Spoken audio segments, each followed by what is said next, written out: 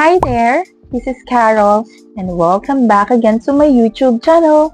It's a new day, new video at bagong kaalaman na naman matututunan niyo sa video nito.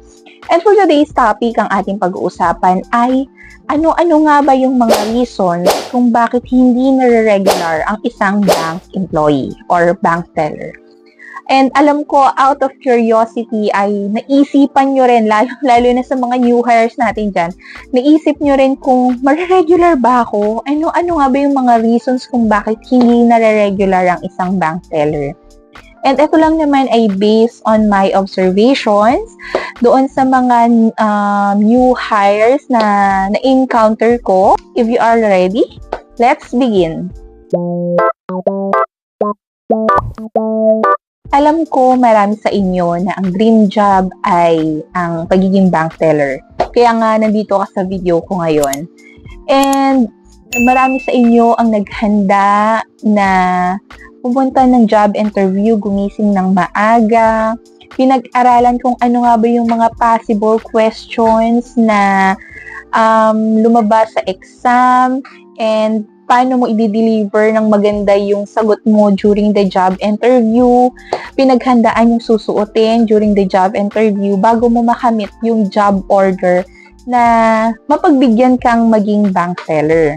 Hindi po madali yung mga napagdaanan na yon kasi me as well ay napagdaanan ko yung mga napagdadaanan nyo ngayon as new hires. Ano-ano nga ba yung mga possible reasons bakit hindi nare-regular yung ibang bank teller? Una sa listahan natin ay hindi nakakapasa sa certification program. Ito yung exam na kung saan kailangang i-take ito ng isang bank teller after 3 months ng kanyang OJT. So, kasama na yon yung training, lecture yon, and of course, yung OJT mismo sa branch operations. Kumbaga, ito kasi yung lisensya mo para isa ka nang maging ganap na bank teller. Unfortunately, may mga tellers din talaga na hindi ito na ipapasa. Actually, nung akong nag-exam ay hindi rin talaga biro yung mga questions doon. Pero maniwala kayo na lahat ng questions na lalabas dun sa certification program po ninyo ay based doon sa branch operations. And kung talagang sineryoso nyo yung trabaho ninyo as a bank teller during the OJT ninyo, ay alam na alam kong masasagutan ninyo. Pero siguro, up to 100%, 10% ang hindi nakakapasa sa certification program exam na yan. And baka dahil kasi medyo masyado ring napipressure yung employee, masyadong kinakabahan during the exam. Ako, nung certification program ko, ay ginanap yon doon sa head office mismo. So, nag-travel pa kami doon sa head office para makapag-take ng exam na yon.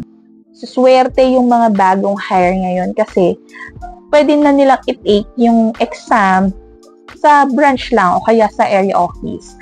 And blessed ka ba naman yun kasi at least may mga nag-guide sa inyo doon sa branch kapag doon nyo itinitake yung exam. Next sa ating listahan ay ang attendance. Napakahalaga ng attendance lalo kung ikaw ay nasa probationary period pa lamang. And dito, syempre, may mga officers talaga na napaka-strict pagkadating sa inyong attendance. Bawal kang ma-late, bawal kang mag-leave since wala ka pa naman talagang leave. Kapag ka nag-leave ka or nag-absent ka, consider siya as leave without pay. Hindi ka nila babayaran kasi nga wala ka pang leave credits dahil nasa probationary period ka pa lamang.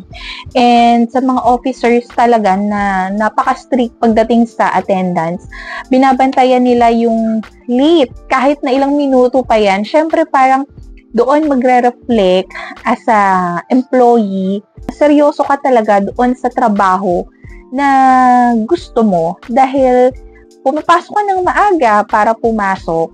And syempre, kailangan, alam naman natin talaga, traffic is everywhere. Kailangan mo mag-adjust ng oras ng pasok mo. Kung medyo malayo ka doon sa branch assignment mo, ay wala kang magagawa kundi talaga gumising ng maaga.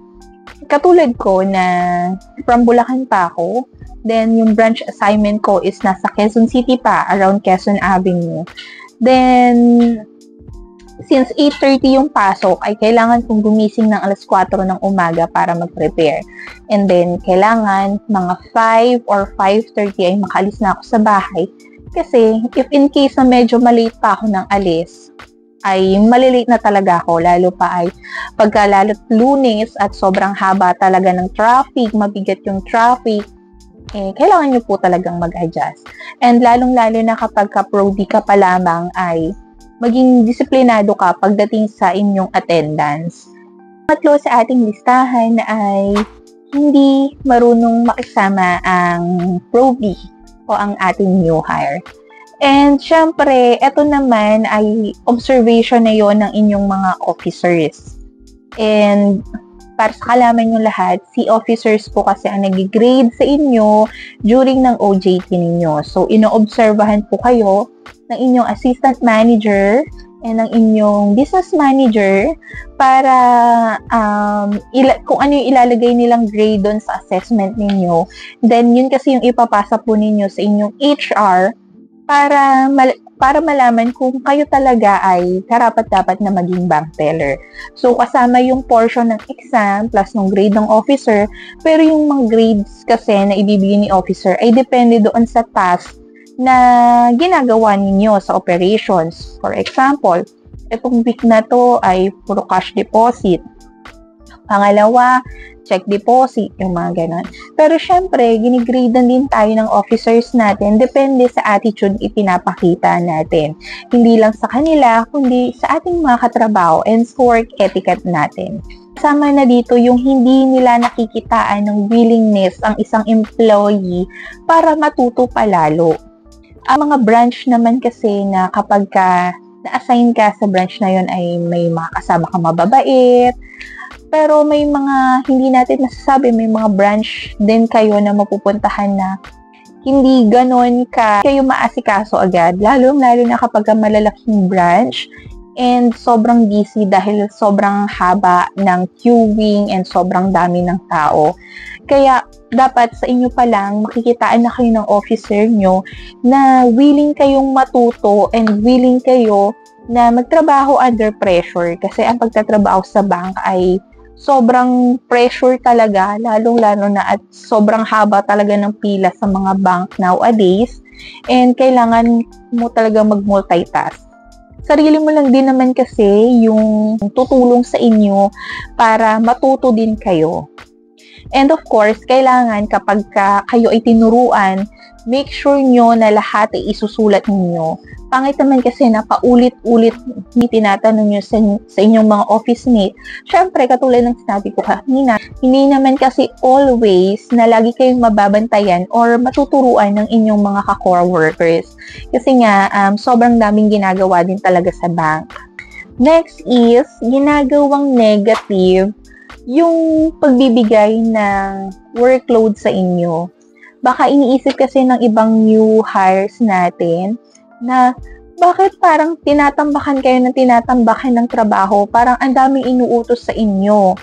For example, ito yung binigay sa inyong task, ang mag-file ng mga signature cards or mag-scan ng mga signature cards. Tapos, may binigay pa ulit sa inyong task, si officers, na ganyan. So, parang feeling nyo, na pressure na kayo, and napag-isip-isip nyo na, bakit parang lagi na lang ako yung inuutusan? Parang nakakapagod naman na ganon. Gawin yung bright side yon. Huwag nyong i-take as negative yon. Kasi, ang pagbibigay sa inyo ng workload, binibigay sa inyo yung task na yon para matuto kayo. Para malaman niyo yung mga basic na dapat nyong malaman. And binibigay sa inyo yun kasi pag pinagkakatiwalaan kayo ng inyong officers. Siyempre, pumasok din sa isip ko na, bakit parang ang daming binibigay sa aking task or bakit parang halos lahat binibigay na sa akin yung mga dapat na hindi ko naman trabaho, gano'n. Pero ayun, ang sabi nga ng officers ko, wag i-take na negative yung ganung bagay. Kasi doon ka matututo. And para sa kaalaman yung lahat, ang transaction kasi sa bangko ay hindi lang umiikot yan sa deposit, withdrawal, encashment, and sa pag-cater ng mga transactions ng mga clients ninyo.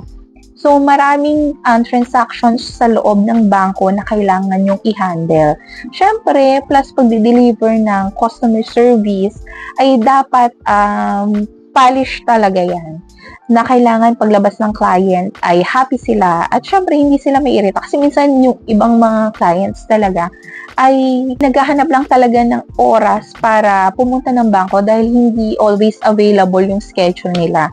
And alam niyo naman, katulad ng sinabi ko kanina, lagi talaga mahaba yung pila sa bangko. And ayun yung mga nakikita kong rason kung bakit hindi nare-regular yung bank teller sa bangko.